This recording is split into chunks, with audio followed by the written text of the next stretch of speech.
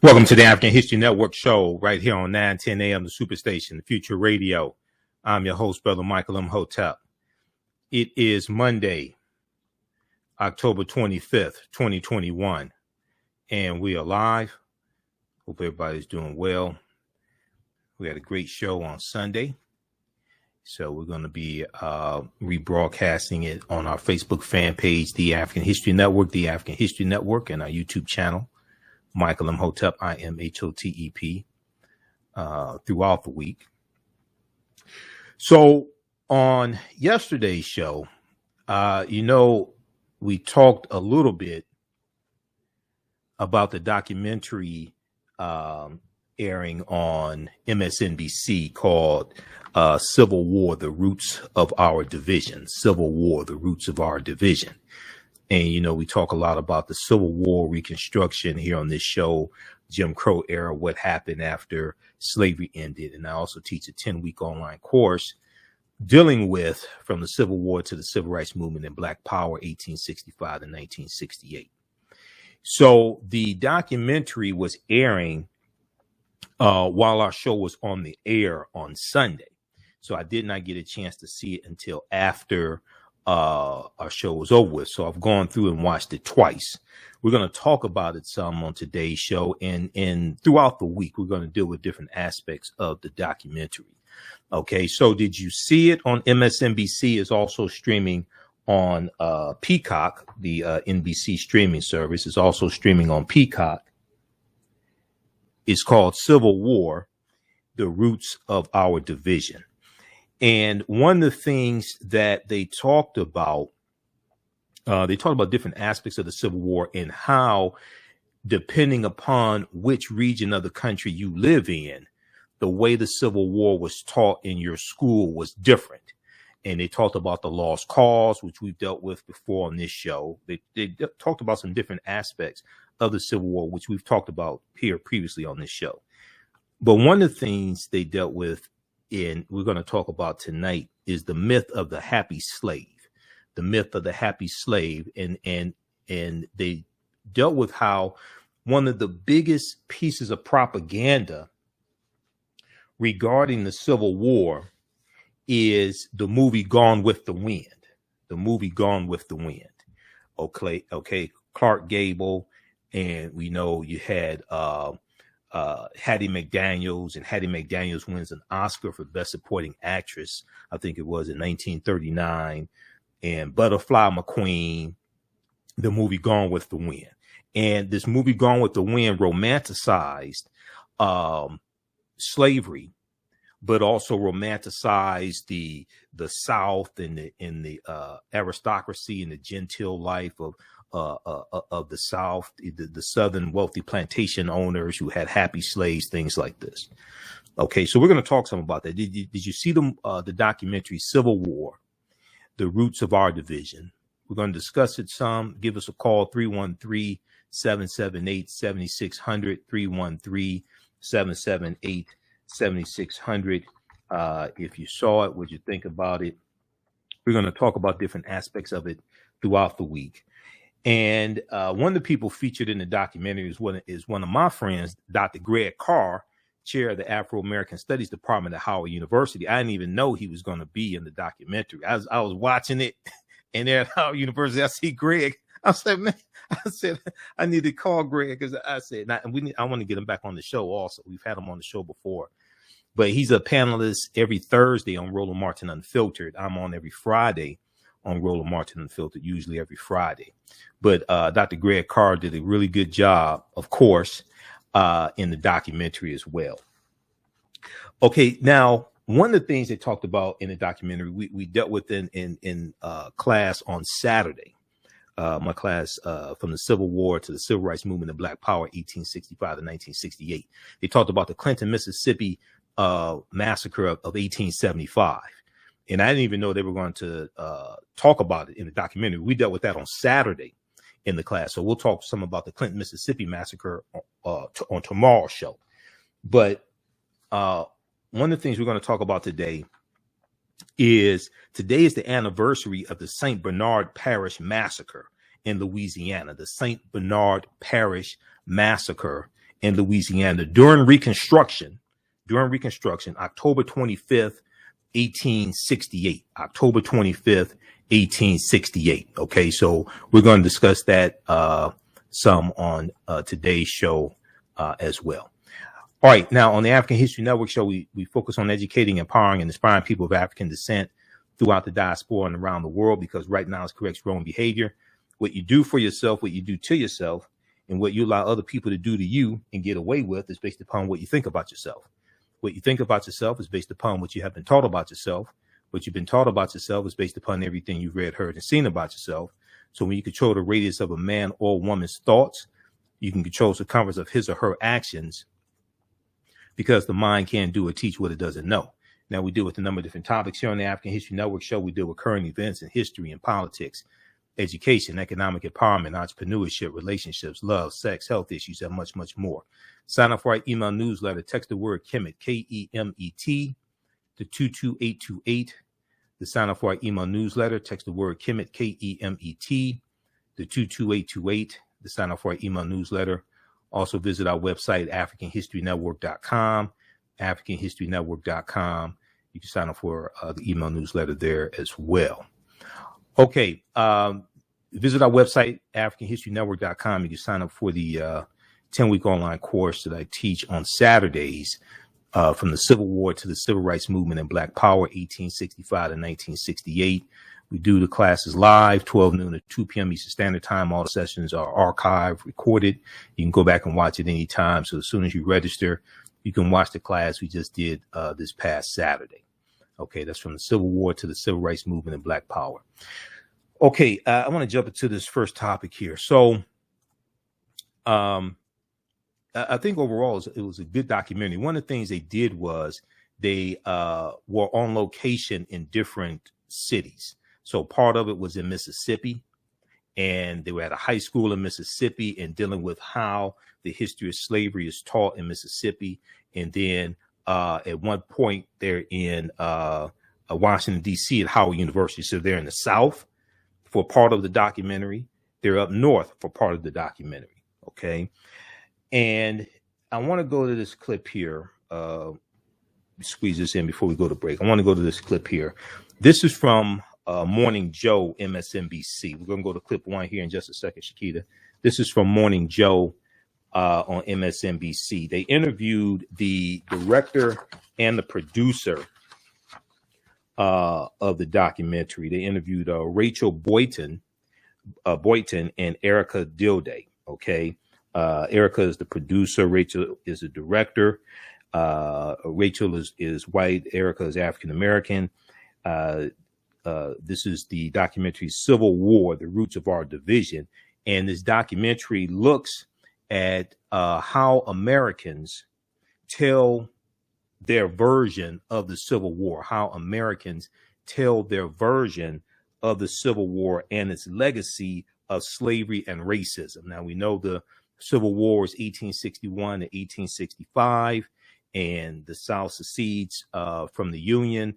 The first state to secede from the Union is South Carolina, December 20th, 1860.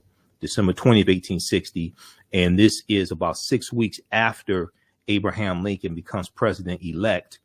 And he is of the Republican Party, which is a newly formed political party formed just 6 years prior in 1854 to be the counter to the Democratic Party at the time. And the Republican Party was made up largely of groups of abolitionists. All right. The executive producers on the film are Dr. Henry Louis Gates Jr. and actor Brad Pitt. Okay, let's go to this clip, Shakita.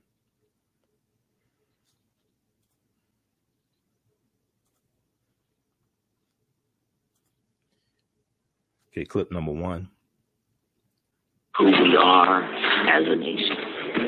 I don't think that slavery and the Civil War and Jim Crow should be forgotten. You don't really hear the word slavery or slaves from Mississippi. I guess the simple term is whitewash. You're telling stories that aren't true about my ancestors. We all should learn the real history because we think we know, but we don't. That was a look at a new Peacock original documentary on how the story of the Civil War is told across the nation. The film travels to classrooms in different states to investigate how the legacy of slavery and racism are taught. The documentary, entitled Civil War, premieres this Sunday at 10 p.m. Eastern right here on MSNBC. And joining us now, the film's writer, director, and producer, three-time Emmy nominee Rachel Boynton, and producer Erica Dilday. And it's good to have you both with us. Rachel, I'll start with you. Why this film now? Well, we started this film back in 2015. We started shooting in January of 2017, and it was prompted by the massacre in South Carolina at the Emmanuel AME Church. After that, I really started thinking about why it was that a portion of our country didn't believe that the war was about slavery. I hadn't been aware of that ahead of time. I didn't grow up in the South. And I decided to go to classrooms to look at how the war was being taught across the country. What were our children learning about their national narrative? You know, there's this wonderful moment in the film with Professor David Blight at Yale, and he talks about the lost cause actually winning. Talk a little bit about what it means to tell that story, that a certain narrative of the Civil War that in some ways redeems the South has in some ways won out and defined how we understand that horrific moment in the country's history. Yeah, Blight talks about how the taking over of that narrative actually took quite a bit of time after the war. We are prone to believe the stories we want to believe in this country. You can see it happening now after the insurrection on January 6th. You can see a new narrative emerging very quickly now. It's not taking as long as it used to with social media. But our tendency to want to create a story that feels good, or for the people in power to create a story that feels good to them, that's not new. So, Erica, this is obviously a subject that has taken on added focus with the debate over critical race theory and this idea of what should be taught in our nation's schools. As you know, you guys put together this project. What are you seeing? Why are you surprised that this particular one, it's certainly so timely, this has yet become such a political flashpoint, and certainly on the right, people have really embraced it? It doesn't actually surprise me. One of the things that I find most interesting is that people want to forget. They want to pretend that there were a lot of things that didn't happen. And it's hard for people to admit the evil and brutality that was part of this country's history and continues today. Erica, I had the unique experience of growing up in the North in New Jersey and learning a version of what happened in the Civil War, and then going to college in the South to a really good school with very well-educated people. And I found that many of my friends and classmates from the South had a completely different view of what happened in the Civil War. There was a sense of pride about the Confederacy. There was talk of the War of Northern Aggression. So what do you find? That was almost 30 years ago. What did you find now, as you said, to make this film about how the war is being taught in the South today? It's still very much the same from what I can see. And in fact, it's a point of pain for a lot of Southerners, Black Southerners, because they know that these are lies, and white Southerners because they don't want to admit the truth of what happened. I have been surprised to hear how many people still say slavery wasn't that bad for the slaves. Slaves were well taken care of, and this is this decade. People are still saying this. So in this clip from the documentary, a Mississippi professor recounts her family's history with racism and why she's trying to change the future. I grew up in a family in Mississippi. My dad was from New York. My mom's family was from South Mississippi. 90% white, 10% black, still segregated in the ways in which people in the communities live. But I was raised in a racist family, racist community at the time in which I grew up. Things have changed in a good bit now, but for me, I think they want to repeat that I feel responsibility with the profession that I've chosen to tell things accurately and to not repeat generational correctness with my own family. I want to do something different. What's so powerful about that moment, at least for me, is it captures the intimacy of our hatreds. There's a sense in which it is rooted in our families, it's rooted in our loved ones. She puts up the marker in Clinton, Mississippi, to mark 1875, an act of extraordinary violence. We think about 1898 and the Wilmington Massacre, but 1875, why was that such an important moment for you in this film? Because it was a powerful moment in the film, at least for me. Shakita, pause it right there. Pause it right there. Okay, we'll come up on the break. We're going to continue this on the other side of the break. They left off with the Clinton, Mississippi Massacre of 1875, and that's shown. They talk about that in the documentary. We're going to talk about the Clinton, Mississippi Massacre on Tuesday's show. I talked about it on Saturday in my online class. We're coming up on the break. We'll continue this on the other side of the break. You can give us a call, 313-778-7600, 313-778-7600 is the call-in number. Did you see the documentary Civil War on MSNBC? What you think about it? Do you have any questions regarding the documentary, etc.? You listen to the African History Network show right here on 910 a.m. Superstation, the Future Radio. I'm Michael Imhotep. We'll be back in a few minutes. Black on Purpose Television Network. Yes, Black on Purpose Television Network. All black, all positive, all the time. The largest black-owned streaming television network in the world, bringing our people together worldwide, controlling our messages, our stories, our way. Black TV the way it should be. Black music, Black history, and more. 30-plus channels, thousands of shows. Black on Purpose Television Network. Subscribe now. Gain knowledge in minutes from insightful summaries of progressive and socially conscious books. Blacklisted gives you access to curated content that'll satisfy your curiosity to learn and understand different perspectives. Empower yourself through inspirational and actionable ideas. It's easy to read or listen to on the go. Blacklisted. Empower yourself. Start your free trial today. Network show we deal with current events in history and politics, education, economic empowerment, entrepreneurship, relationships, love, sex, health issues, and much, much more. Unfortunately, many people confuse what racism is. Racism is a power structure. It was laws and policies that put us in this predicament. It's going to be laws and policies that take us out. So when you control the radius of a man or woman's thoughts, you can control the compass of his or her actions because the mind can't do or teach what it doesn't know. We have it all on 910 AM Superstation. 910, the Superstation, Detroit's only African-American talk radio. Welcome back to the African History Network show right here on 910 AM, the Superstation, the Future Radio. I'm your host, Brother Michael Imhotep. It is Monday, October 25th, 2021, and we are live. If you want me to do a presentation for your group or organization, be sure to email me at ahnshow@africanhistorynetwork.com, ahnshow@africanhistorynetwork.com. If you want me to do a presentation for your group or organization, your church. We know Kwanzaa is coming up, Christmas is coming up, Dr. King Day, Black History Month, etc. So contact me now so we can get those things scheduled, because I already got my first booking to speak for Black History Month in February.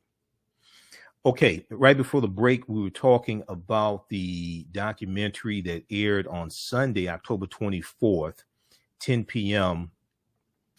On MSNBC. It's also streaming on Peacock, which is their streaming service. It's called Civil War, The Roots of Our Division. Civil War, The Roots of Our Division. Did you see the documentary? What did you think about it? I think it was interesting that they focused on high schools, and they were also at Howard University up north, but they were at a high school in Mississippi dealing with how the history of the Civil War and Reconstruction is taught. And one of the things that was talked about is that how, and they also went to a meeting of this pretty much senior citizens in Mississippi, and it was a meeting where they were talking about the Civil War, things like that. But a lot of people said that when it came to Reconstruction, very little time was spent in school talking about the Reconstruction period, which is extremely important because that deals with bringing the South back into the Union, rebuilding the South, integrating African Americans into society as well, into and gaining rights, some acquiring land, but integrating them into different aspects of society. This is the Reconstruction period, 1865 to 1877. Okay, and you're going to have the Freedmen's Bureau, the U.S. Bureau of Freedmen, Refugees, and Abandoned Lands. You're going to have the Freedmen's Bank, which collapses in 1874, is not properly funded, undermanaged. We know at one point towards the end, Frederick Douglass is put in charge of the Freedmen's Bank. He invests thousands. He puts thousands of dollars of his own money into the Freedmen's Bank to try to prop it up. But we're going to end up losing about $2.9 million worth of our deposits in the Freedmen's Bank. Just very quick recap. We're going to go back to the clip, Shakita, just a second here. Just back it up about 30 seconds or a minute. Quick recap on the Civil War. The Civil War in the U.S. began in 1861, actually starts April 12, 1861 with the attack on Fort Sumter in South Carolina. After decades of simmering tensions between northern and southern states over slavery, states' rights, and westward expansion, the election of Abraham Lincoln in November 1860, when he becomes president-elect, caused 7 southern states to secede from the Union and form the CSA, Confederate States of America. 4 more states are soon going to join. When Lincoln gives his inaugural address, March 4th, 1861, he says that he has no intention of ending slavery in states where slavery already exists, because he's trying to stop more states from seceding from the Union. He's trying to keep the Union together. And the Civil War was not fought to free the slaves. The Civil War was fought to bring the South back into the Union, keep the Union together. After the Emancipation Proclamation of January 1st, 1863, the purpose of fighting the Civil War is going to shift from keeping the Union together to freeing the slaves. And this is going to cause backlash like the July 1863 New York City draft riots, which we talked about last week before last in my class, the New York City draft riots. Okay, where poor white men are revolting against having to be drafted in the Civil War. And now you're talking about freeing the slaves, and they're saying the slaves are going to take our jobs, and they're killing African Americans. They're destroying businesses, attacking federal property. It reminds you of the January 6th insurrection, that 1863, July 1863 New York City draft riot. There was also a draft riot in Detroit, and there's also one in Boston. Okay.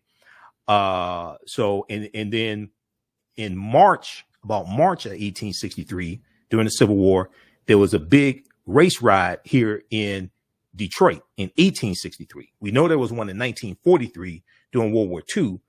There was also one in 1863 during the Civil War as well. We may talk about that later this week.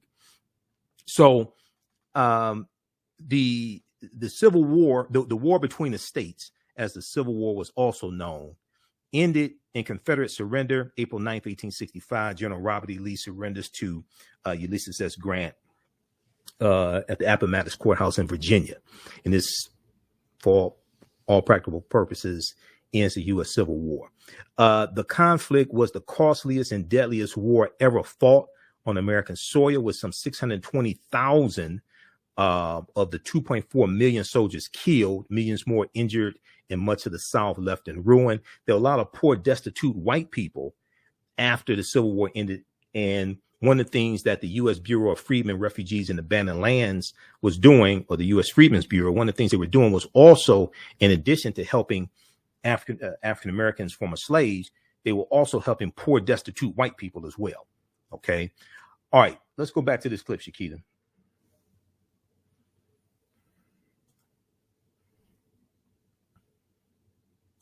extraordinary violence. We think about 1898 and the Wilmington Massacre, but 1875, why was that such an important moment for you in this film? Because it was a powerful moment in the film, at least for me as I watched it. That story was essential to have in the film. It was very hard to figure out how to film silence.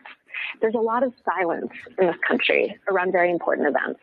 And knowing what image you can capture, who you can talk to in order to make those silences felt and real, I was very lucky to find Melissa Jones and to be able to tell the story of that marker, because it clarifies what has been denied, the violence, the white violence that has been denied over time. Erica, I'm wondering what your best hope, and you can continue with your thought as well as you answer this, but what young people in America will take away from this film. I think one of the things that they will take away, hopefully, is very simple, that if we don't understand our history, then we're doomed to repeat it. And also that we will never be able to heal and to come together as a nation if we don't talk about the issues that have divided us and talk about them honestly and openly. We just don't do that. Rachel Boynton and Erica Tilday, thank you both very, very much for being on this morning and for doing this. The documentary Civil War premieres this Sunday at 10 p.m. Eastern on MSNBC and is streaming right now on Peacock. Thank you both very much. Okay. All right. Thanks, Shakita. Okay. So you can stop the clip. Okay. All right. So that's from Morning Joe. Is it? Okay. Yeah. Okay. Thank you. That's from Morning Joe, MSNBC. That is from Friday, October 22nd. 2021. The name of that clip is A Point of Pain. A Point of Pain for a Lot of Southerners. Doc looks at how Americans frame their Civil War stories. A point of pain for a lot of Southerners. Now, one of the things that was talked about in the movie, and I thought it was very interesting, they actually showed a clip of it. We're going to go to clip 2 in just a second here, Shakita. They showed a clip of from Gone with the Wind, okay? And from my understanding, this is probably the most watched movie in history. And Birth of a Nation may be right behind it. I'm not sure. Because Birth of a Nation, February 8th, 1915, Birth of a Nation from D.W. Griffith was also talked about in the film as well, because that movie takes place during slavery, the Civil War, and Reconstruction. Okay. And that movie helps to basically rejuvenates the Ku Klux Klan, because the second incarnation of the Ku Klux Klan is going to be created in October of 1915 by the Reverend William Joseph Simmons, who sees the movie Birth of a Nation and is inspired to rejuvenate the Ku Klux Klan. Okay. He was a Christian minister, so-called Christian minister, and he rejuvenates the Ku Klux Klan. Okay. One of the things they talk about in the film is the movie Gone with the Wind, and how the movie Gone with the Wind promotes the myth of the happy slave, the kind slave owner, and it promotes these stereotypes. Okay. And something else that they hit on in the documentary is people, and it was Dr. It was an African-American female professor. Her name will come to me in a minute. I think it was Erica Jackson. They talk about how some white people go to plantations where, like, they have plantation tours and things like this in the South. Some white people go to plantations to get married. some white people go to plantations to get married, and one of the things they dealt with in the film is how, in the documentary, is how they would have these tours of southern plantations where slaves were owned. But slavery is not really talked about on these tours on southern plantations where slaves were owned.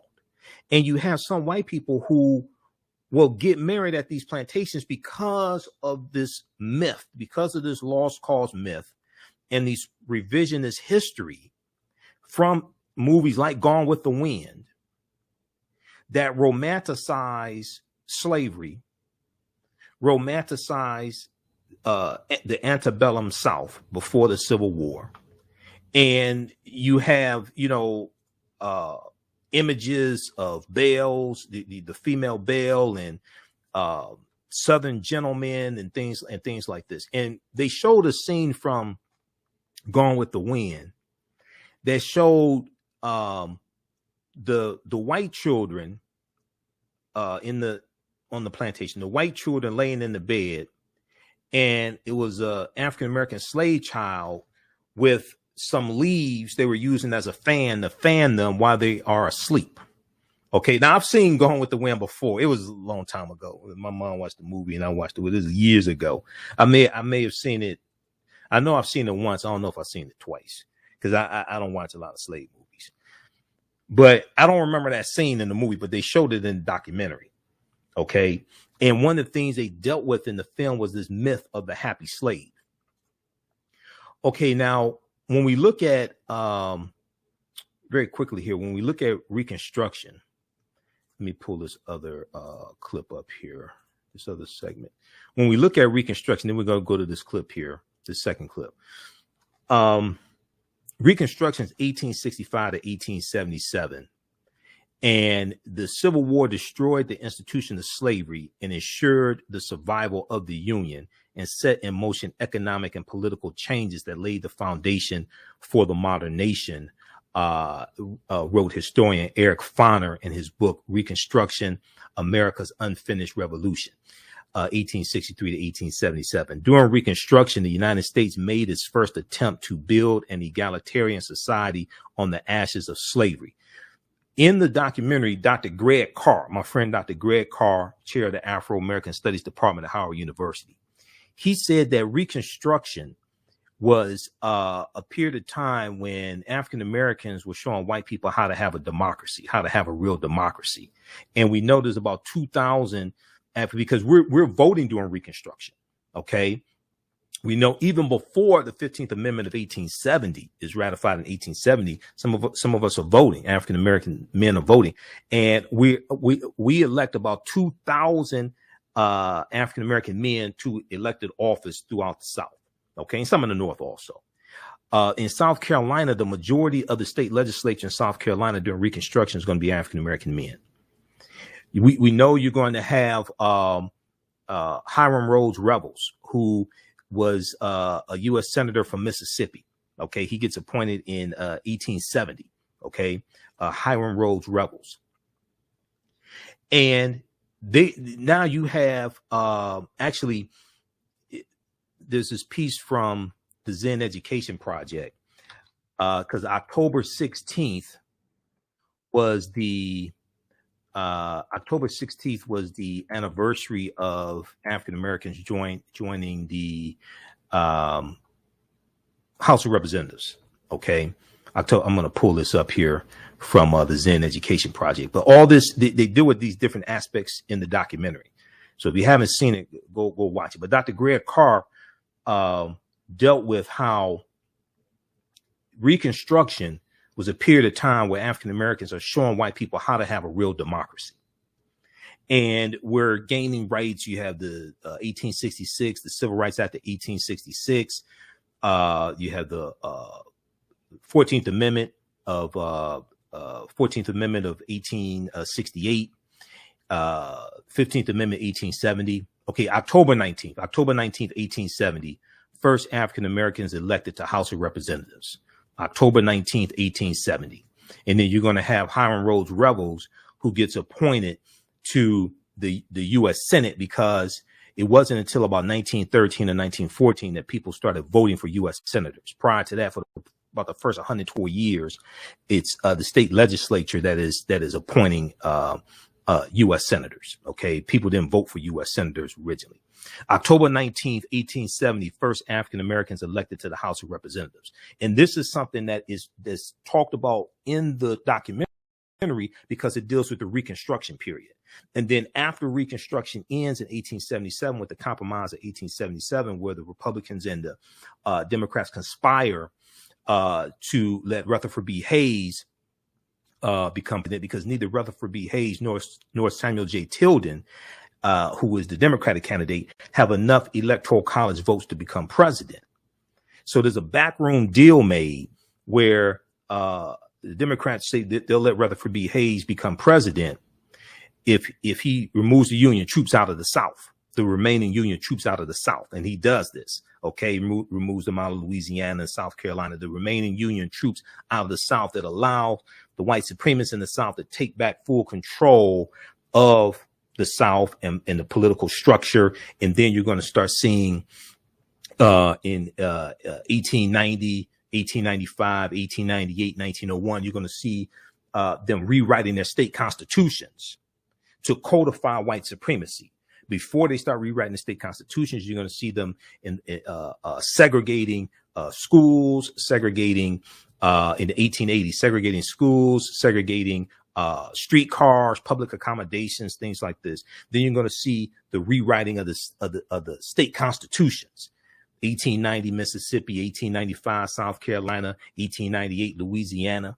In Louisiana, when they rewrite their state constitution, they institute a 9-3 majority in the for felony convictions. Okay, Louisiana. When they rewrite their state constitution, we talked about this in the class the previous time I taught the class. We dealt with this. So in Louisiana, African Americans could sit on juries. Okay, African Americans could sit on juries. So what they did in Louisiana in the state constitution is that instead of you having to be convicted by a 12-0, a unanimous jury, like for a felony conviction, instead of you being convicted unanimously, to nullify a small number of African Americans on a jury, they wrote into the Louisiana state constitution a 9-3 majority. So if you are accused of a crime and you go, say you're accused of murder, and you go to trial, and it's 3 African Americans on the jury, and they say he's not guilty, but 9 white people say he's guilty, you're found guilty. That was written into the Louisiana State Constitution of 1898. This piece right here from Equal Justice Initiative, EJI.org. Louisiana disenfranchises Black voters and jurors, May 12, 1898. Okay. And that 9-3 majority rule in Louisiana stayed in effect until about 20. It was changed decades later to a 10 majority. Okay. And then it was just changed to a 12-0 unanimous ruling in 2018. The 1898 Louisiana Constitution also eliminated the requirement of unanimous jury verdicts, allowing as much as a 9-3 split to still stand as a conviction. Allowing as much as a 9-3 split to stand as a conviction. Because the U.S. Constitution now prevented states from wholly barring African Americans from jury service, this provision was enacted to render small numbers of Black jurors inconsequential. This was written, it's after Reconstruction ends, the white supremacists are rewriting the state constitutions, legalizing poll taxes, literacy tests, in some cases, like in some cases, property requirements. Okay, in I think it was Louisiana in their state constitution, they're saying that you also have to own property. Okay, they're codifying white supremacy into these state constitutions. This provision was enacted to render small numbers of black jurors inconsequential. Thomas Seams, a former Confederate senator and head of the convention's jury committee, praised the provision for success in its goal, quote, to establish the supremacy of the white race in this state to the extent to which it could be legally and constitutionally done, end quote. When you go read their statements that they're making at their state constitutions, they're talking about codifying white supremacy. They're saying they're doing this to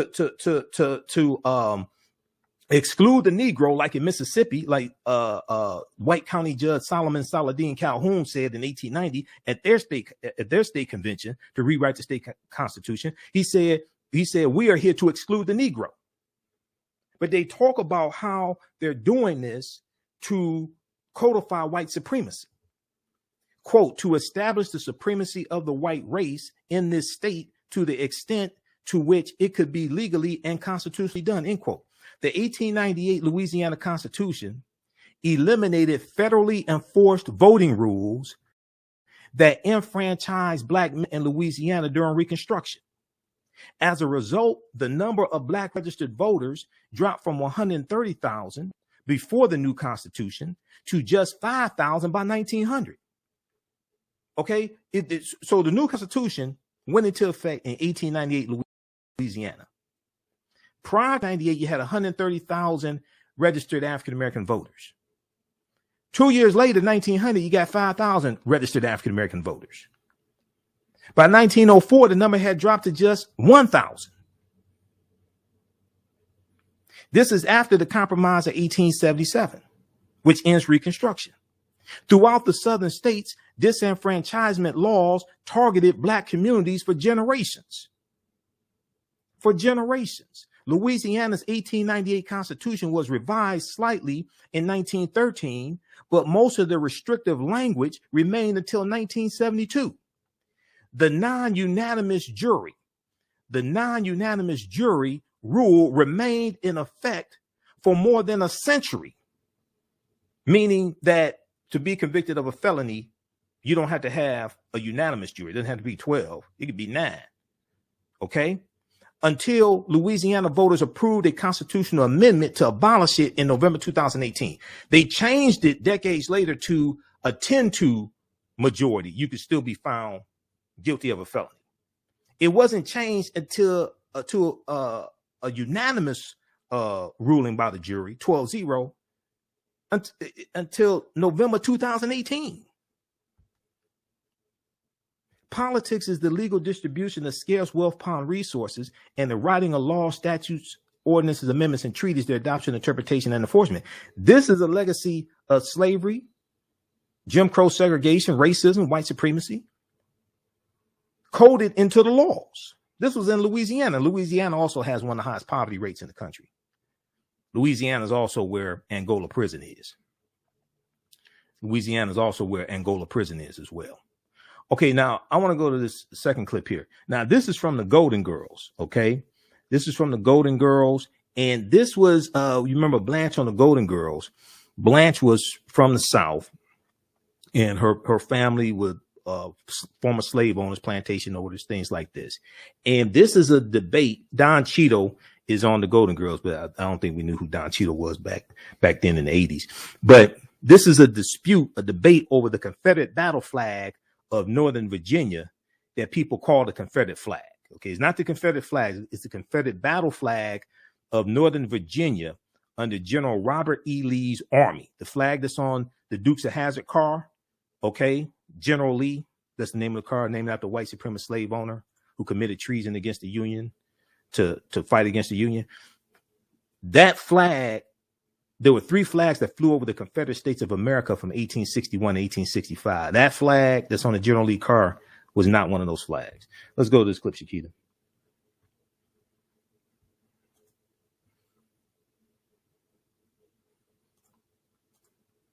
It's clip 2.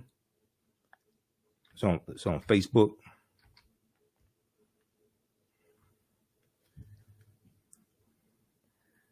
Okay.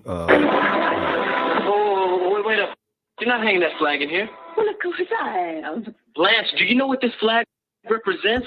This flag belonged to Big Granddaddy Hollingsworth. He used to bring it to all our fine old Southern family picnics where all the cousins would gather. Everybody was courteous and mannerly, and gentlemen would ask ladies for the favor of a dance. And Cousin Rex would be home on vacation from Colonel Bob's school for bad boys. Now I get it. This is just good old-fashioned fun. Yeah. Okay, well, say, how about on Tuesday nights we hang the Nazi flag, hire an oompa band, and dress you up like Eva Braun? This is not the same as the Nazi flag. Yeah, well, it is to me, Blanche. But when you look at this flag, you see some Southern fairy tale with a guy who looks like Burl Ives dressed in a white suit, tipping his hat to you, saying, "Evening, Miss Blanche." Evening. Sorry, Roland, you were making a point. That's not funny, Blanche. Well, that's ancient history, and you know it. Things aren't like that anymore. You did the right thing, Rose. I did? I did the right thing. I did? Yeah. Sometimes what you believe is more important than business.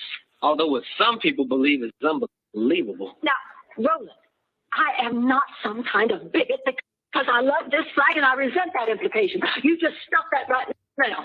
Oh, yes, ma'am, Miss Devereaux. Oh, Roland don't want to cause you no trouble at all. You hold on to that one. He's a good one. What did you say? He's a good one.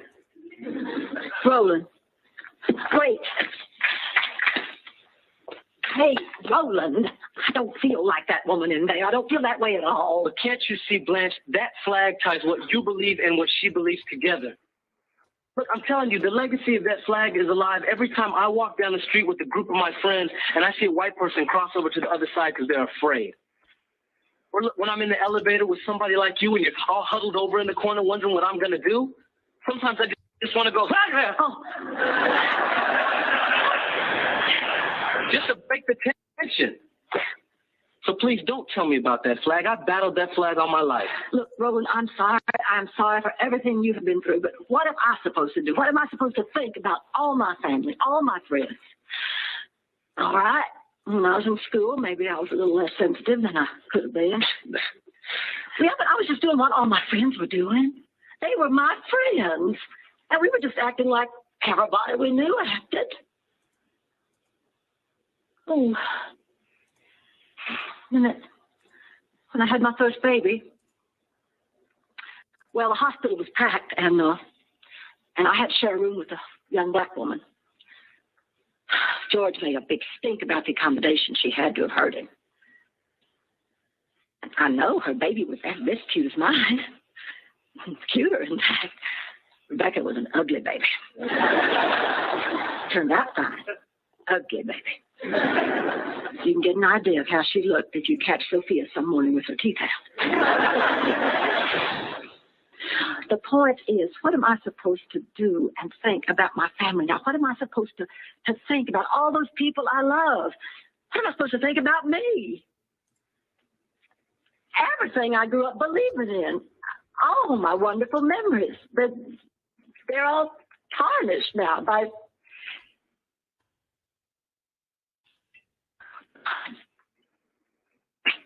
the truth. I owe you an apology. No. Will you stay? Blanche, you really have to start listening to me when I tell you something is bothering me. And I'll try to understand why some of these things mean so much to you. Look, the whole world is messed up right now, and I would like to see that get better. But in order for that to happen, white people are going to have to start making positive assumptions when they see people of color. And people of color could make positive assumptions when they see white people. Okay. All right. Okay, so that was from the Golden Girls from the 80s. I got to look at the exact date. I'm not sure. But that ties into the attachment to the Confederate battle flag, which is attached for some people who grew up in the South to memories of stories they heard from their father, grandfather, great-grandfather, their families attached to their family, also is tied to how that family may have treated African Americans or what they said about African Americans when we weren't around, things like that. All that can be connected. And for many people, when you start dealing with the truth and the real history of slavery and the real history of the Civil War, why it was fought, things like this, it causes a conflict with, okay, now how do I look at my family? How do I look at my mother, father, especially if they're still alive? How do I look at my family? And so this is why the real history has to be taught. This is why you hear me say numerous times, America must have a massive history lesson. America must have a massive history lesson. Okay, those watching on Facebook and YouTube, keep watching. We're going to keep going for a few more minutes. Be sure to visit our website, AfricanHistoryNetwork.com. If you'd like this type of information, you register for the 10-week online course that I teach on Saturdays, 12 noon to 2 p.m. Eastern Standard Time, from the Civil War to the Civil Rights Movement and Black Power, 1865 to 1968. So a couple of the slides that I showed are from the class, because I do a PowerPoint presentation. We have book references, articles, video clips. We do this 12 noon to 2 p.m. on Saturdays. We do the sessions live. All the sessions are archived. You can go back and watch it anytime. You can see me. I can't see you. There's a live chat in the class also, so you can ask questions. As soon as you register, you can watch the class we just did this past Saturday. Okay, we're going to keep going for a few more minutes here. We'll continue this discussion on Tuesday's show, because tomorrow we'll talk about the Clinton, Mississippi massacre of 1875, which they talked about in the documentary. I want to get into the segment here dealing with happy slaves here in just a minute. Okay, right now, let's correct wrong behavior. Is not over till we win. Wakanda forever. We'll talk to you tomorrow. Peace. Okay, stand by, everybody. Stand by. Also, if you like this type of information, you can support the African History Network, $, the AHN show through Cash App, $, the AHN show through Cash App, also through PayPal, paypal.me/the AHN show, paypal.me/the AHN show. We're here six days a week. Almost said 7. Now we're here 6 days a week. So let's keep doing the research, stay on the air, keep broadcasting, etc. And when you do it through Cash App, our official Cash App account is $, the AHN show, SHOW. It'll say Michael and show my picture there. These other ones here are fake African History Network Cash App accounts. Okay. So this is our official one. I just posted the link here so you can register for the class. Okay. If you need me to post it again, let me know. But you can also visit AfricanHistoryNetwork.com, and it's right on the homepage of our website, AfricanHistoryNetwork.com. Okay. The class I teach on, let me see. Hold on. That's the wrong link. Let's see. AfricanHistoryNetwork.com. We'll post it right here.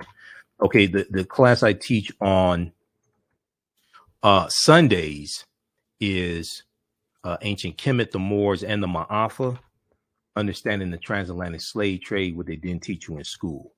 Okay. Kemet being one of the original names for Egypt. So we do this one on Sundays. Ancient Kemet, the Moors, and the Ma'afa, understanding the transatlantic slave trade, what they didn't teach you in school. And we deal with thousands of years of history and what leads up to the transatlantic slave trade taking place. Next class is Sunday, October 31st, 12 noon to 2 p.m. Eastern Standard Time. Same format. And we do the sessions live. All the sessions are recorded.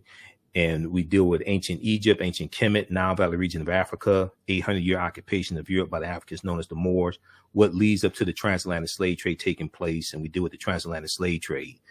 The second class, from the Civil War to the Civil Rights Movement and Black Power, that class basically picks up where the first class, Understanding the Transatlantic Slave Trade, leaves off. Because there was so much information that I have to cover in the class, I couldn't do it all in the first one. In the way that 1865 to 1968 needs to be dealt with, I need to go through in each class, analyze about a 10-year period of history. So I created that second class so we could go in and do more analysis of that crucial period of time. Okay, so you can register for this one as well.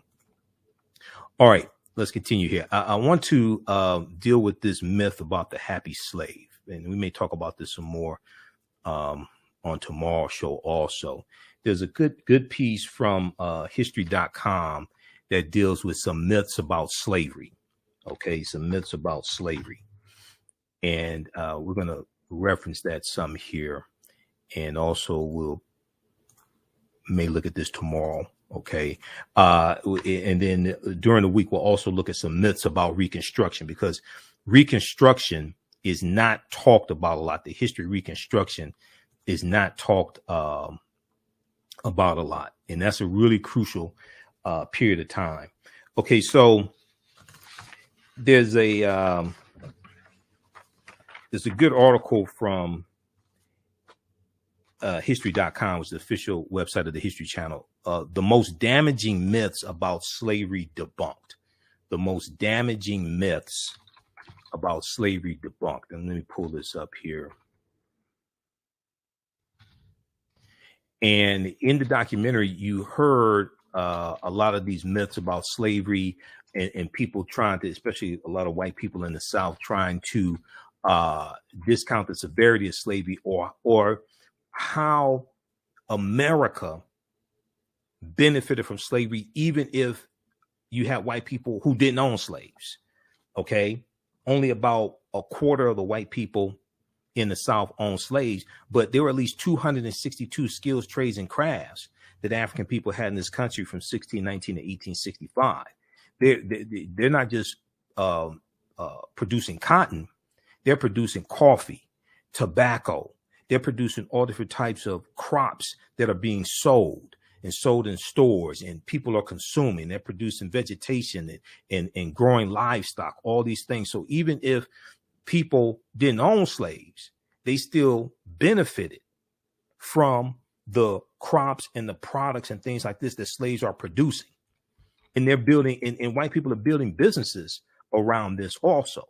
Okay. And then you look at the insurance companies that take out insurance policies on slave ships, but also on slaves on the plantations. So if we look at this here, and what you see when you study this, you're going to see how slave labor contributed to the economy. Okay. Contributed to the GDP of this country. This article is from May 3rd, 2018. I want to go quickly here to myth number, I think this is myth number 2. Okay. Weren't some slaves happy to be taken care of? Weren't some slaves happy to be taken care of? Now, this also ties into stereotypes of African Americans and caricatures, because the South is presenting this distorted image of slavery where the slaves were childlike and naive and couldn't take care of themselves. So the benevolent slave master takes care of them, and they're almost like part of the family. And this is depicted in the movie The Birth of a Nation, which is on YouTube. Okay. It's a 3-hour silent movie. It debuts February 8th, 1915, directed by D.W. Griffith. The first 30 days that the movie's out is called The Klansman, because the movie The Birth of a Nation was based upon the novel by the Reverend Thomas Dixon, and it was called The Klansman, and the Ku Klux Klan are the heroes of the movie. So such misconceptions about slavery don't come out of the blue. American culture has long been deeply threaded with images of Black inferiority, and even nostalgia for the social control that slavery provided. This is why I attack the negative stereotypical images of African Americans that still persist today, because the way you treat a people is largely based upon what you've been taught about a people. What you've been taught about a people is based upon what you've read, heard, and seen about a people. Okay. So we have to understand how these images impact how people see us and treat us, but also how we see ourselves as well. Power is the ability to define and shape reality and have other people accept your definition of reality as if it were their own, as Dr. Wade Noble teaches us. On the eve of the Civil War in 1861, white supremacists such as Confederate Vice President Alexander Stephens stressed that slavery would be the cornerstone of their new government. Slavery would be the cornerstone of their new government, which would be based, quote, upon the great truth, that the Negro is not equal to the white man, that slavery subordination to the superior race is his natural and normal condition, that slavery subordination to the superior race is his natural and normal condition, end quote. This is Alexander Stephens, okay, Vice President of the Confederacy. It was an attitude that would be continually reinforced in textbooks that have glossed over the nation's systemic violence and racism in the countless damaging cultural expressions of blacks in entertainment, advertising, and more.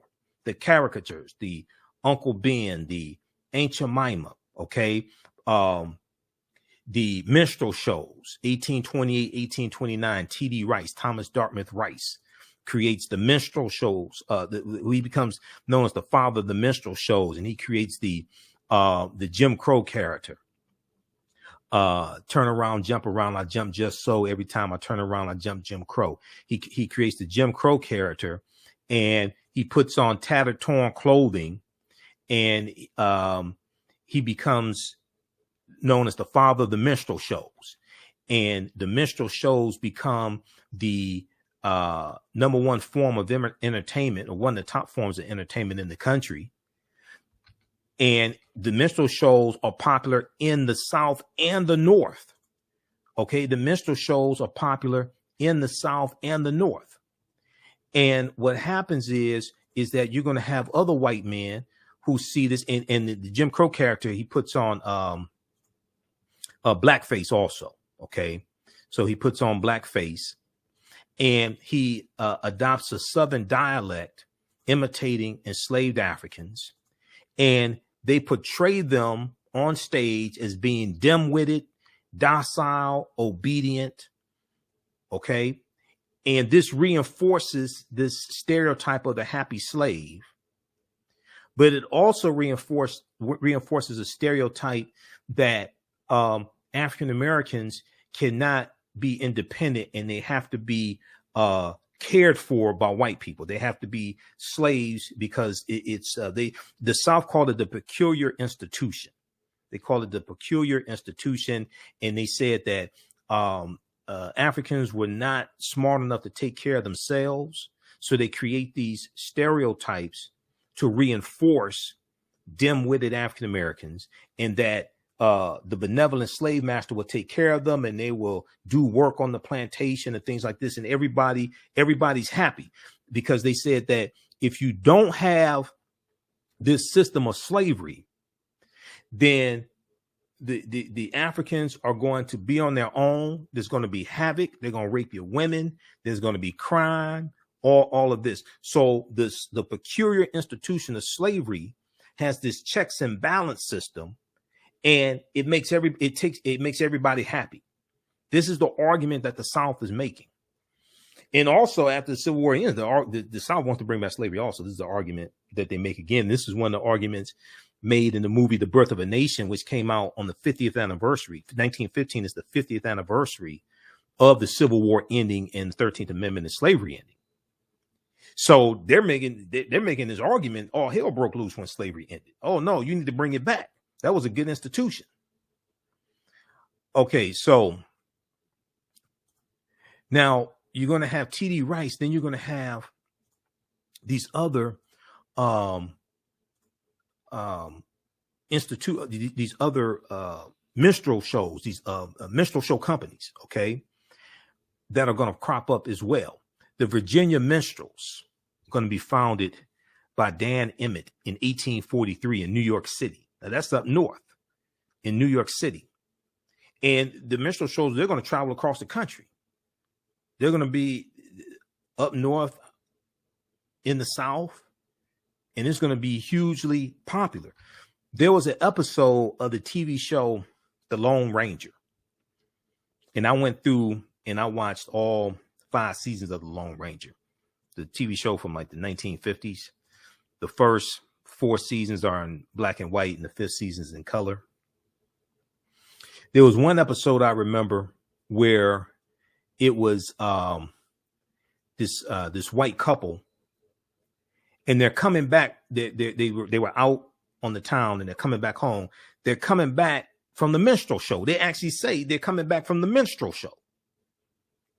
But, you know, watching it as a child, you know, you may not know what it is, but I saw it maybe 5-6 years ago because I was going through doing research on Bass Reeves, the legendary black lawman who is believed the character of the Lone Ranger is based upon. Okay.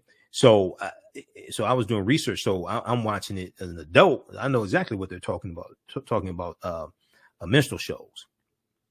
History of the Jim Crow dance. The Jim Crow dance was a dance that started on the plantation as a result of dancing being outlawed in 1690. Now, this comes from the documentary Ethnic Notions. I'm not sure which colony they're talking about because because you're dealing with colonies. You're not dealing with states in 1690 here in the U.S. You're dealing with colonies. Okay. But dancing was said to be crossing your feet by the church. So the slaves created a way of shuffling and sliding to safely glide around the laws without crossing their feet. There's a documentary called Ethnic Notions. Came out in 1986. It's narrated by Esther Roll, who was Florida Evans on Good Times. And they talk about the origins of the Jim Crow character in this documentary. There are other sources on it also. You can check the Jim Crow Museum at Ferris State University. They're online. Ferris State University, Jim Crow Museum. But the slaves had a saying for their cunning in skirting the law: will about and turn about and jump just so. Every time I will about, I jump Jim Crow. So this is where the Jim Crow character comes from. Okay, now if we go back quickly here, because I have to get out of here, to this piece here on happy slaves.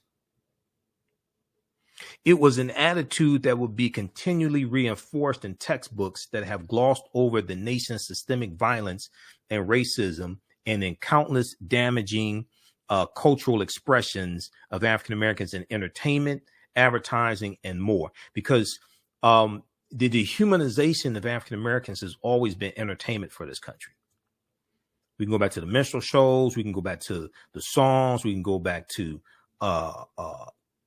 nursery rhymes and stories that we tell children and books and things like this. You have like Eeny, Meeny, Miny, Mo and things like that. You look at the origins of a lot of this. A lot of these stories they would tell their children. They have a racial connotation.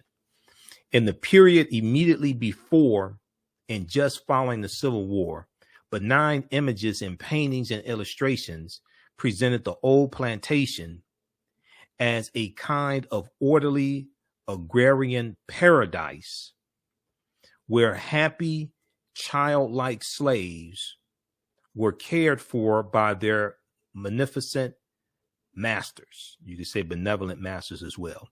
Pop culture stereotypes such as the mammy, the coon, the sambo, and the tom emerged and persisted well into the 20th century, permeating everything from advertising like Aunt Jemima and Uncle Ben, not Ben Carson, but Uncle Ben Rice, okay, the box of Uncle Ben Rice, to movies, to home decor items like pictures, salt and pepper shakers, and lawn ornaments, like the black jockey lawn ornaments, which was really ridiculing African-American jockeys because African-American jockeys used to dominate horse racing.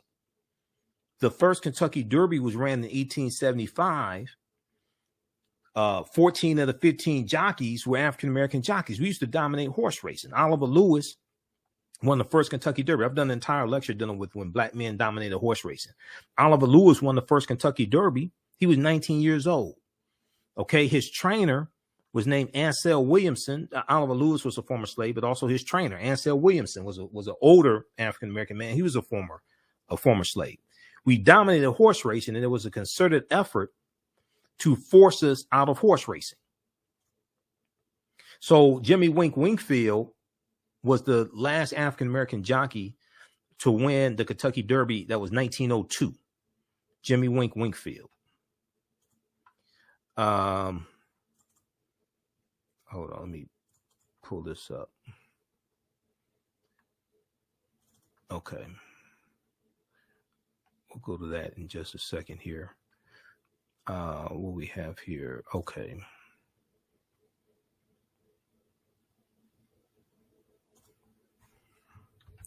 This is Oliver Lewis.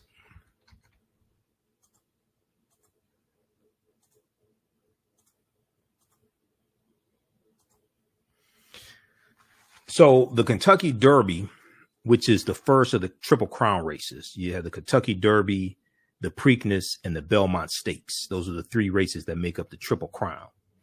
Oliver Lewis wins the Kentucky Derby, the first Kentucky Derby, May 17th, 1875. The odds were good that a black jockey would win.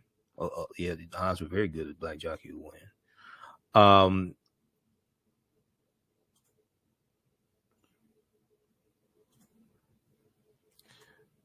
Let's look at when the first Kentucky Derby was ran May 17th, 1875. 13 out of 15 jockeys were African American. Among the first 28 Derby winners, 15 were black.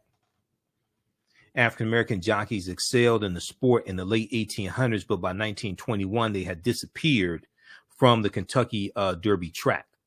By 1921 they had disappeared from the Kentucky Derby track.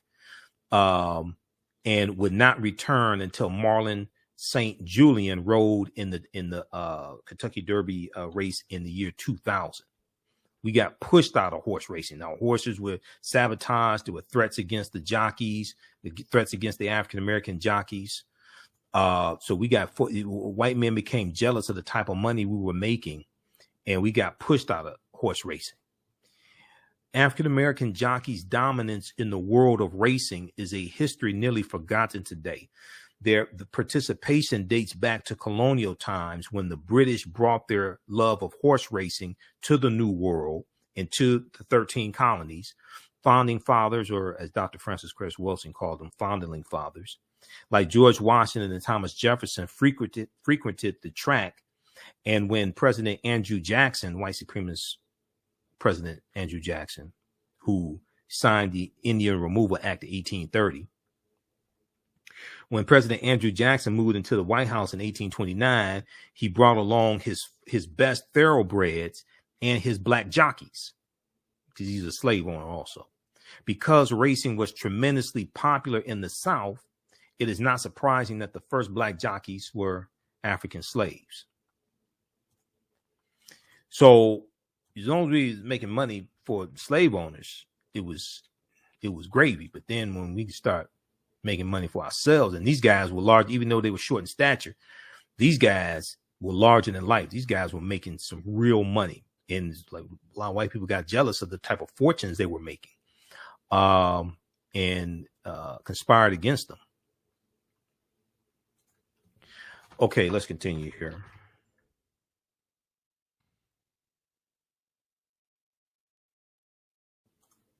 So this is a deep history, because when I hear some people say, oh, African Americans just need to try harder, it's like, wait, hold on. Y'all need to change the laws and be fairer. How about they need to? We're not the ones that need to try harder. That's our history of focusing on being twice as good and trying harder. No, you need to level the playing field and be fairer and not sabotage us.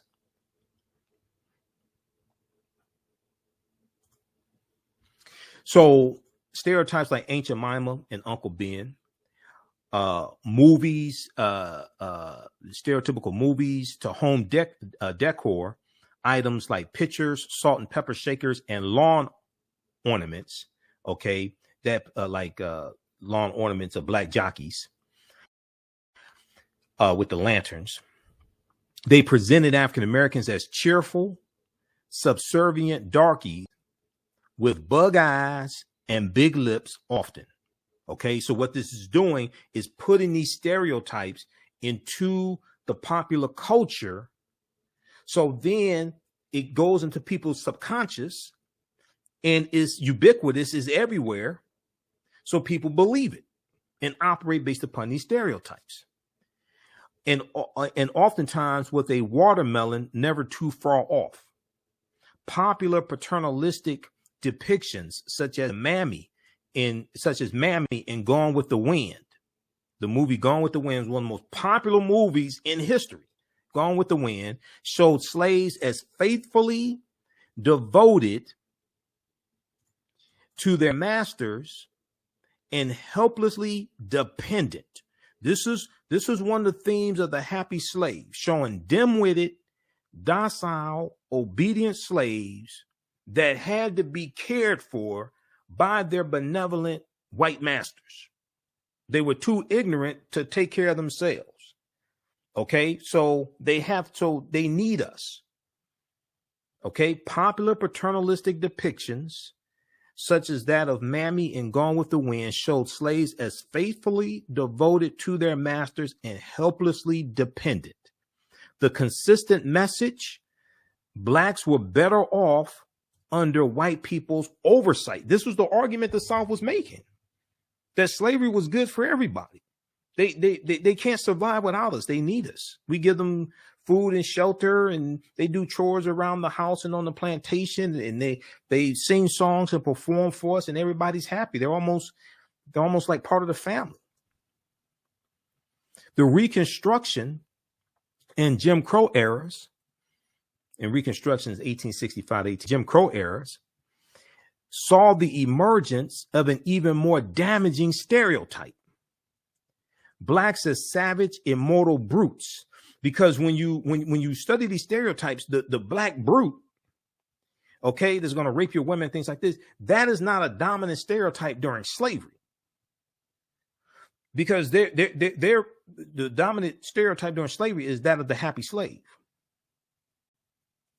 After slavery ends, then you're going to have a surge of the black brute stereotype saying we need to bring slavery back. Look at what happened when you got rid of slavery.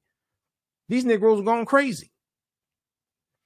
As seen in the works of authors such as Thomas Dixon, who wrote the novel Birth of a Nation, and films such as D.W. Griffith's Birth of a Nation, these fear-mongering images of free black men presented them as predatory rapists who, once unshackled, threatened the purity and virtue of white women and needed nothing more than to be contained. Cue the Ku Klux Klan and lynch mobs, because the Klan, this is a scene from the movie The Birth of a Nation. And in the movie they show now most of the roles of African Americans in the movie The Birth of a Nation were white people in blackface. But the movie shows there's a scene where this black man tries to rape a white female virgin. This movie calls race riots in the streets.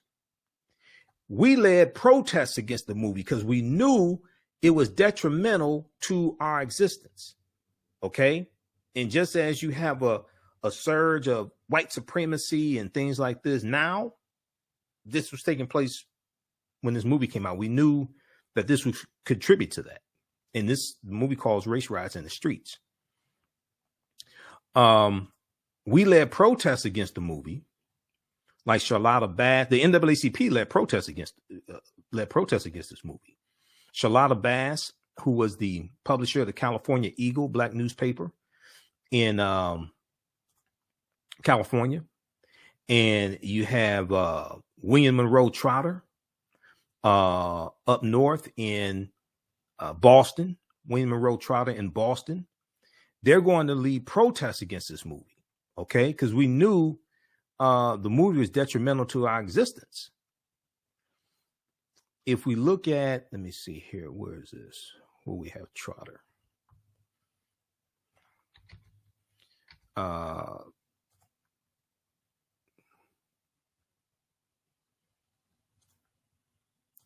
Let me show this. I think we have Trotter in here. Yeah, okay. We have it here. So this is now you can watch The Birth of a Nation on YouTube. It's 3 hours long. It's a silent movie. It has captions, so get ready. The movie promoted the happy slave image and helped rejuvenate the Ku Klux Klan. Now, TheRoot.com, and I'm not a big fan of The Root, but they do have some good articles every now and then. TheRoot.com had an article from March 1st, 2015, how Black America rallied to stop the racist film, The Birth of a Nation. How Black America rallied to stop the racist film, The Birth of a Nation. And we talked about this on Sunday show. We used to know when we were being insulted and protest against that. Today, the TV show Empire, because I've done a lecture, Empire Strikes Black, the propaganda of the media. The TV show Empire is like The Birth of a Nation. I mean, this stereotypical TV show. It's not on the air anymore, thank God. This stereotypical TV show, like The Birth of a Nation was. The NAACP led protests against the movie The Birth of a Nation, but they gave Empire NAACP Image Awards. The NAACP led protests against The Birth of a Nation in 1915, but they gave Empire NAACP Image Awards. Charlotta Bass, editor of the West Coast's oldest black newspaper, the California Eagle, had sounded the alarm some days before in a telegram to NAACP headquarters, warning about a hideous film that was wowing white filmgoers in Los Angeles. Now, California comes into the Union in about 1849, right about 1849 or so, as a free state. Okay, because California was part of Mexico, and the U.S. gets California, Arizona, New Mexico, Colorado, Utah, Nevada as part of the Treaty of Guadalupe Hidalgo of 1848, which is the treaty that ends the Mexican-American War of 1846 to 1848. Okay, so you're looking at California coming in as a free state, and you're looking at this movie playing in Los Angeles, California. And by the way, Los Angeles, half of the people that founded Los Angeles were Afro-Mexicans. Okay, Afro-Latinos, Afro-Mexicans. When you study the origins of Los Angeles, California. Leaders of the 6-year-old New York-based organization, because the NAACP was founded in 1909, so that's 6 years old at the time. Leaders of the 6-year-old New York-based organization, led mainly by white philanthropists, sprang into action through lobbying, letter writing, and litigation. The NAACP spearheaded a campaign that for most of the rest of the year saw them and their allies in the African-American press trying to outrun the publicity juggernaut that turned the movie The Birth of a Nation into the talk of the nation. It turned The Birth of a Nation into the talk of the nation. The movie The Birth of a Nation venerated the Ku Klux Klan in a post-Civil War Armageddon in which beastly black men, with the support of white northern conquerors, preyed upon southern white women, and where ignorant black men elected into office made a mockery of governance. Because one of the things that the movie does, one, all the negative stereotypes of African Americans are depicted in the movie. Two, it shows, just as we talked about October 19th, 1870, African Americans are elected into the U.S. Congress. Okay. Well, what it did was the movie attacked African American men who were in Congress and showed them as being ignorant, because many of them were former slaves. So a lot of white people, Democrats and Republicans, a lot of them resented these former slaves now being in Congress, voting on laws and writing laws that white people have to abide by. Okay. In U.S. Congress and in the state legislatures. October 19th, 1870, first African Americans elected to the House of Representatives. Black Republicans won 3 of the 4 congressional seats in South Carolina. Joseph H. Rainey, Robert C. DeLarge, and Robert B. Elliott. Hiram Rhodes Revels had been elected in 1869 and seated in 1870. Actually, Hiram Rhodes Revels, he's appointed by the state legislature of Mississippi because voters are not voting for the U.S. Senate at this time. It's not until about 1913, 1914 that people start voting for the U.S. Senate. So it's going to be the Mississippi state legislature that appoints Hiram Rhodes Revels. The Reconstruction era of the United States is one of the most important, yes, misrepresented or ignored periods in history, which was one of the themes of the documentary Civil War, The Roots of Our Division on MSNBC. They talked about how very little attention traditionally has been paid in schools dealing with Reconstruction. They'll talk about slavery ending and slaves being freed and everybody lives happily ever after, but don't deal with the Reconstruction era. Though often overlooked in classrooms across the country, Reconstruction was a period where the impossible suddenly became possible. But then white supremacy reared its ugly head and said, not today. Then white supremacy reared its ugly head and said, not today. So we said, we're going to come back and this is not over with. Okay, read this piece here from history.com.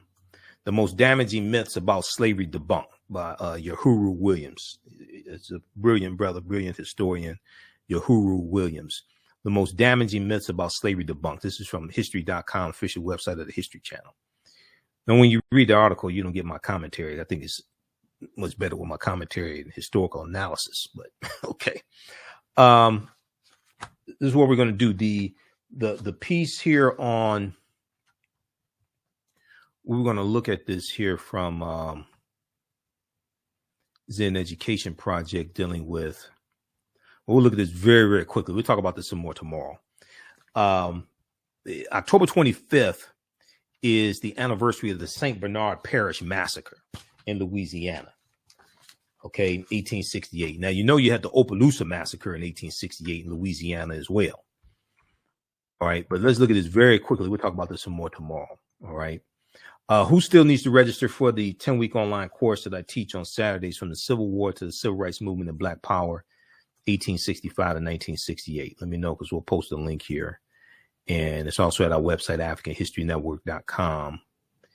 So you can register for that and start watching the content. You'll be ready for class this Saturday.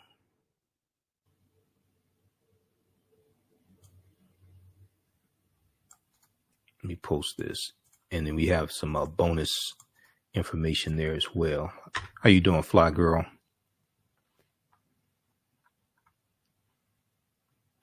She said, when I was an undergraduate in college, I had a chance to see the original Birth of a Nation. And yes, it shows black men in Congress drinking and the birth of the KKK. Yeah, it shows them eating fried chicken. Shows them eating fried chicken sitting in Congress. It shows all these negative stereotypical images. It's designed to dehumanize them. Okay, and it dehumanizes African-American congressmen, shows them as dim-witted, things like this. So, okay, so we got to vote them out of office. We can't have this. And you have the end of the movie.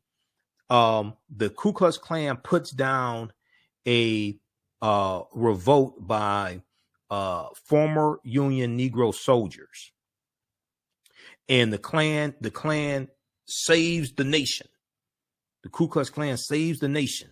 Okay, and they say this is the birth of a nation. The Ku Klux Klan are the saviors. They're the heroes. The movie was so popular that in newspapers where there were ads for the movie The Birth of a Nation, the Ku Klux Klan would oftentimes take out recruiting ads in the newspaper next to the ad for the movie The Birth of a Nation. This is how the movie helped rejuvenate the Klan. Okay. If we look at this here,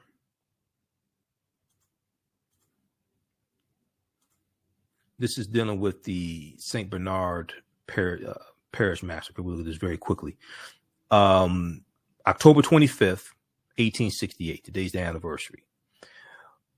Following the Civil War, as freedmen gained the right to vote, former slaves, as freedmen gained the right to vote, white Democrats of the St. Bernard Parish in Louisiana and throughout the South were afraid of losing their majority and thus their power to thwart Reconstruction efforts. Now, what we're going to see during Reconstruction is we're going to see political violence inflicted upon African Americans, but the parties have switched now. Now the party inflicting the political violence are the Republicans. The party of the domestic terrorists, the party of the white nationalists is now the Republicans. In the January 6th insurrection is a continuation of the U.S. Civil War. The January 6th insurrection is a continuation of the U.S. Civil War, and you have to understand the party realignment that takes place beginning with the Lily White movement in 1928, and the party realignment that takes place is not just African Americans switching from the Republican Party to the Democratic Party. It's a lot of Southern segregationist Democrats leaving the Democratic Party going to the Republican Party, like Strom Thurmond. And others are going to be defeated and ran out of Congress, and others die, things like this. But you have a party realignment. It's not just African Americans switching from the Republican Party to the Democratic Party. It's also white people switching. The segregationists, many of them are going to go to the Republican Party. Now, in late October of 1868, armed groups of white men mobilized to suppress the recently emancipated voters in the hopes of regaining their way of life, turned upside down by the Civil War and Reconstruction. It was just days before the presidential election between President Ulysses S. Grant and Horatio Seymour, Ulysses S. Grant and Horatio Seymour, which would decide the fate of Reconstruction in the South. On October 25th, 1868, the first blood spilled of the St. Bernard Parish, Massacre. Days later, former slave Freedman Lewis Wilson was struck down from his horse and thrown in a makeshift prison by a group of white Democratic vigilantes. Freed people were dragged from their homes and murdered in cold blood. The reported numbers of those killed varies from 35 to over 100. Many who escaped did so by fleeing to sugarcane fields, where they hid for days. Over 60 freed people were arrested after the atrocities, while not a single white perpetrator was questioned. While the gruesome nature of the tragedy was swept under the rug, the implications reverberated throughout the South for generations. Ulysses S. Grant received only one vote in the St. Bernard Parish as Seymour swept the state. As historian C. Rodriguez puts it, Republicans captured the presidency in 1868, but white terror carried the day in Louisiana. Republicans carried the presidency in 1868, but white terror carried the day in Louisiana. Despite the federal investigation, no one was arrested for the killing of freed African Americans.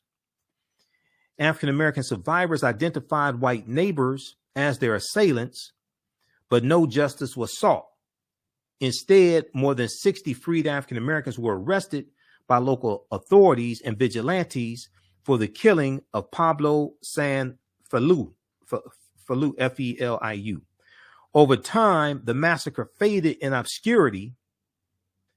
To this day, its only physical reminder is the tombstone of Pablo San Feliu located in St. Bernard Cemetery, which reads, Pablo Sanfilou assassinated by slaves, incited by carpetbag rule,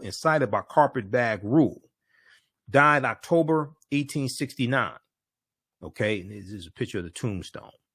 So they're blaming the slaves. Oftentimes we got blamed for these massacres and things like this taking place. We weren't the ones that started these. There's some cases where we're defending ourselves. But we ain't the ones that started this. Sees on Sanfilou's tombstone misrepresent the circumstances surrounding the death. The incorrect date suggests that it was erected a significant amount of time after the massacre, perhaps memorializing his death as if he were a martyr. The engraver referred to the freed people as slaves, but this is after slavery ended. The engraver referred to the freed people as slaves, most importantly, by placing blame on carpetbaggers.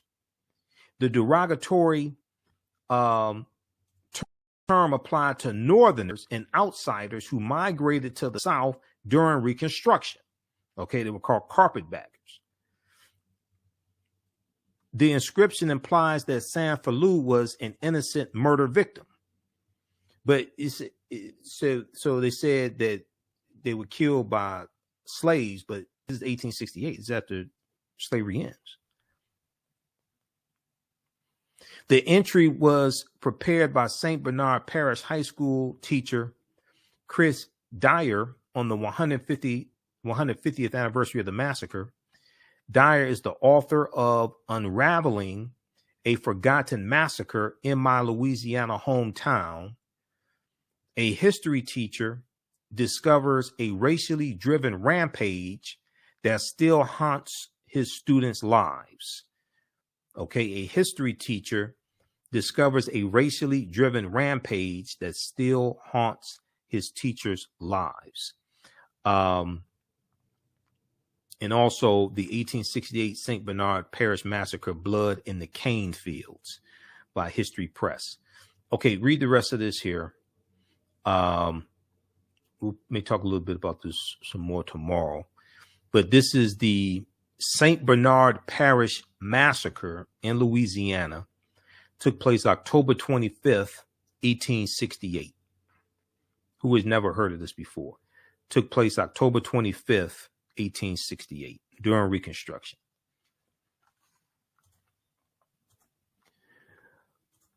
All right. Let's see here. Be sure to register for the 10-week online course I teach on Saturdays from the Civil War to the Civil Rights Movement and Black Power, 1865 to 1968. And then we do the sessions live. All the sessions are archived. You can watch it anytime. You can use it with your children also. I would say the content is PG-13. You can use it with your children. It's visual. It's very visual. And then also on Sundays, we teach 12 noon to 2 p.m. Ancient Kemet, the Moors, and the Ma'afa, Understanding the Transatlantic Slave Trade, what they didn't teach you in school.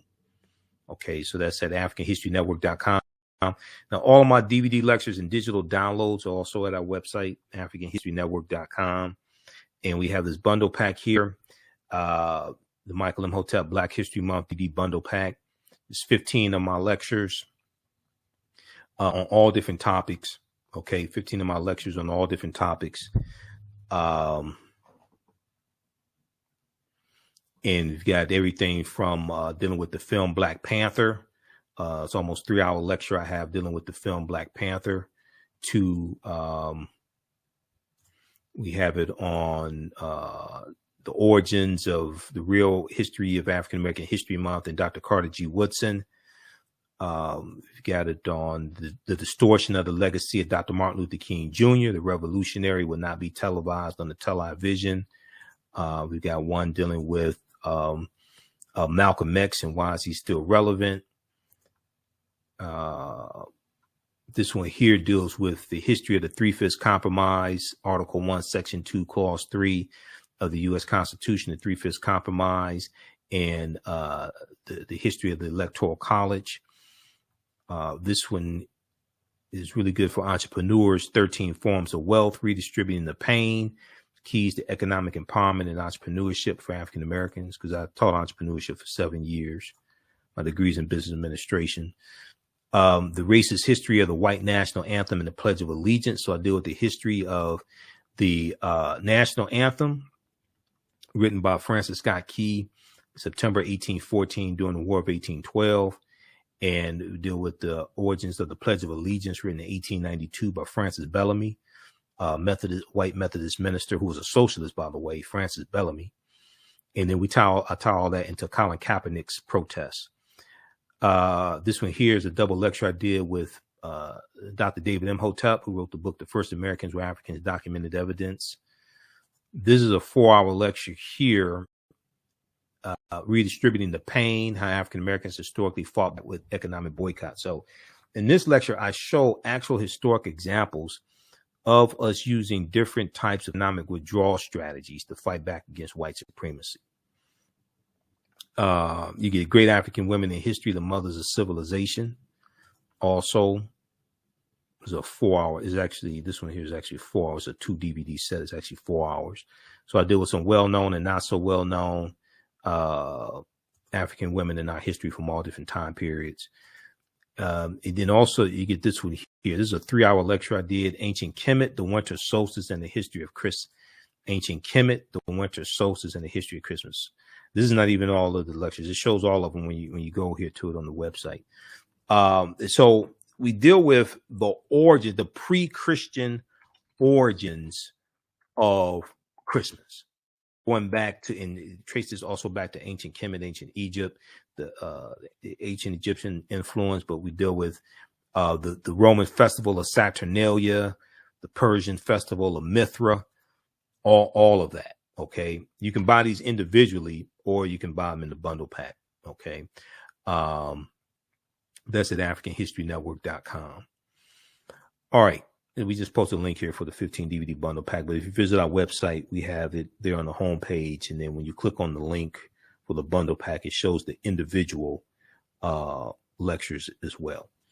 All right, look, we have to get out of here. Remember, at the African History Network, we focus on educating, empowering, and inspiring people of African descent throughout the diaspora and around the world, because right now it's correct wrong behavior.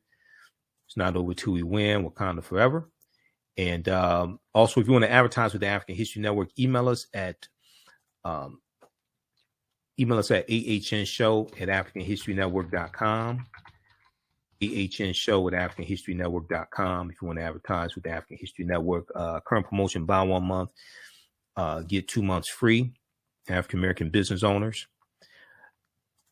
And we take your 30-second and 60-second commercial. We put it into the audio podcast of our shows, and then also when we rebroadcast these shows, the video version of these shows, your commercial will be there as well in the video version of the show. We broadcast them on our social media platforms. If you don't have a video commercial, we can create one for you, no additional charge. Email us at ahnshow@AfricanHistoryNetwork.com. Our current promotion, buy 1 month and get 2 months free.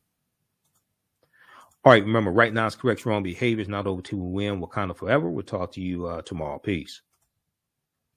On Purpose Television Network.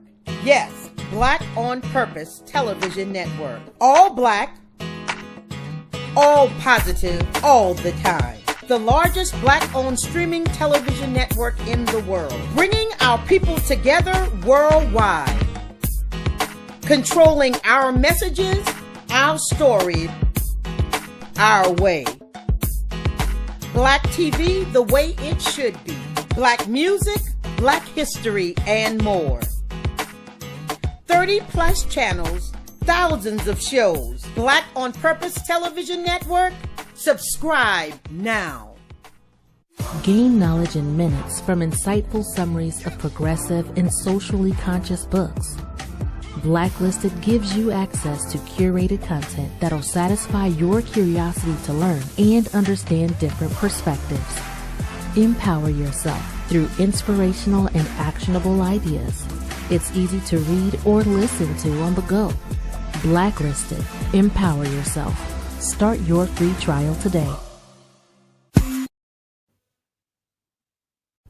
For 25 years, the Black History 101 Mobile Museum has carried on the rich legacy of the Black Museum movement in America by showcasing original artifacts of the Black experience at colleges, universities, K-12 schools, corporations, libraries, conferences, and cultural events, making it the most traversed Black History mobile exhibit in American history. Dr. Khalid El Hakim is the founder of the Black History 101 Mobile Museum, and he is a highly sought-after public speaker on topics of Black history, social studies, education, museum studies, hip-hop, and race relations. Dr. Khalid was named among the change makers for NBC Universal's Erase the Hate campaign and listed as one of the 100 men of distinction for Black enterprise. He recently founded the Michigan Hip Hop Archive on the campus of Western Michigan University. The Black History 101 Mobile Museum is currently scheduling in-person and virtual exhibits nationwide. For more information, please contact Dr. Khalid El Hakim directly at 313-645-4197,